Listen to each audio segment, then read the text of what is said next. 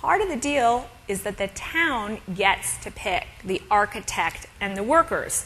So the town and the county authorities notice right away that this is a gift, money's fungible, Washington's gift spares them the cost of paying for this.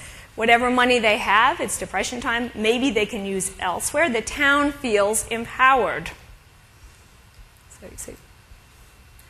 Now on the other end, PWA regional offices then send bids to structures back to a national office. Ickes reviews them. Every week with a manila envelope, Ickes goes to the White House, and Roosevelt looks over his projects personally, just to say you look over, and he looked over his stamp collection.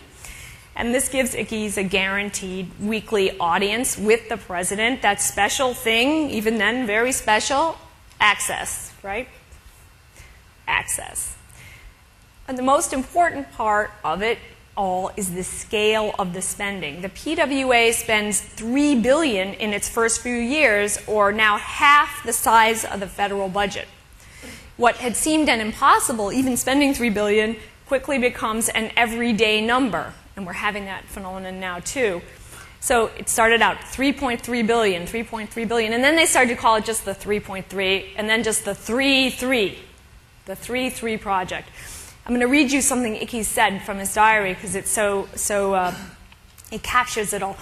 It helped me to estimate its size by figuring if we had it all in currency and should load it into trucks, we could set out with it from Washington, D.C. for the Pacific coast, shovel off 1 million at every milepost, and at the end still have enough left to build a fleet of battleships. And as the biographer notes, somewhere on these buildings, usually there were the words, Harold L. Ickes, Secretary of the Interior, right? So I think it's hard for us to imagine this high that they were experiencing. They went up and down the East Coast in these special trains with the president. They crossed the country in special cars, and Ickes is writing in his diary about this. The cars have something he calls cooled air.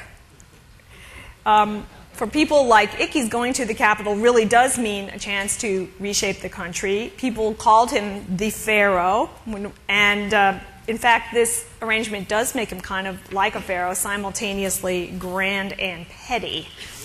The party that's in power will punish the party that's out of power. And the greatest instance of Ickes' pettiness involves Herbert Hoover, the out-of-power predecessor of FDR. You probably know, some of you very well, the story of the Hoover Dam, already well under construction. Finishing up, the dam is named after Hoover because Hoover, while he was still Commerce Secretary, very carefully brokered the complex arrangements among the states that allowed the dam's construction. What's more, there's a big precedent for naming dams after presidents. There's even a Coolidge Dam. So Hoover is pretty sure this is going to be the Hoover Dam, his legacy. But Ickes personally insists on changing the name to Boulder Dam.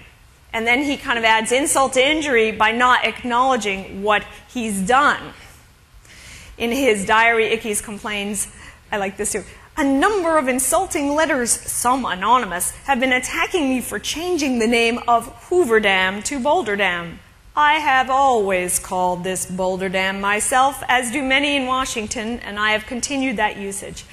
I consider it very unfair to call it Hoover Dam. Meanwhile, of course, they're inaugurating a duel of the dams. Grand Coulee Dam, new dam, is only 335 feet high, half Hoover Dam, but at 3,400 feet long across. It's triple the length of Hoover Dam. Infrastructure competition. I think it's to, and I would mention this because there are many Republicans in this audience, it's to Hoover's credit, so discredited was he at this point, remember the early 30s, that he still threatened Ickes. In 1934, Hoover writes a piece, Saturday Evening Post, on the New Deal. He calls it a plea for liberty. Ickes gets furious and writes a nasty letter saying that Hoover's liberty is the liberty of the exploiter. Liberty of privilege is what they want, Ickes said. They don't want to let go of anything they had. But the important thing about this infrastructure story is it's big. Ickes gets away with his talk, his nastiness, his pettiness, because he's effective in his job. He's ferociously organized, ferociously committed to the PWA project. How many counties in the United States? 3,000? Like that? all but 33 of them is getting a PWA project. So you see them. Yeah. Some people, and when I give you all the talk about the PWA, it's because you want to listen to who it cuts out. You hear the word county in the transaction, you hear the word region, you hear town, you hear Roosevelt and Ickes, but you do not hear the word state. Some people are complaining about the architecture of these projects. A New Yorker critic, Frederick Guttheim, would later write in the end of the 30s and comment on the PWA that it has produced not one architectural masterpiece.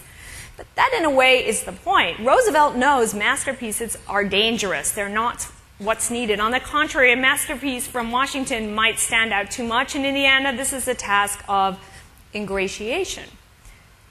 The goal is to make the towns feel the buildings are theirs, to get people used to Washington's hand being in projects that were historically entirely local. I'll read you another quote. No skyscrapers, a park around every project. He thought it especially important that the architecture be regional. There ought not be a single stereotype federal building, one advisor wrote of Roosevelt's PWA. And people like these buildings. We like these buildings. We know them. You could almost put it biblically, America looked upon the PWA and saw that it was good. Once you see how the symbol worked, you can review the following 18 months of this election, and you see what it is, a series of successive attempts to give to various groups of X's. The laws that we know, the Social Security for the senior citizens, the Wagner Act, what it gave labor, the Public Utilities Law, what it gave to public utilities at the expense of private utilities. Littler projects, another big one, the Works Progress Administration, WPA, not PWA. All these laws passed really fast, in great haste, many over the summer in a largely still un-air-conditioned Washington. The WPA is worth our time because it was also a big spending project. I went to Michigan and looked a little bit at the material from Senator Arthur Vandenberg. Vandenberg was so aghast at the scale of the spending on that he speaks to you at double the length Newt and I speak today, saying, I see before me 4 or 5 billion worth of lost liberty. The WPA, he says, is the largest single appropriation ever made in the history of the world. And he's probably right, and we're going to say that again this year about another appropriation.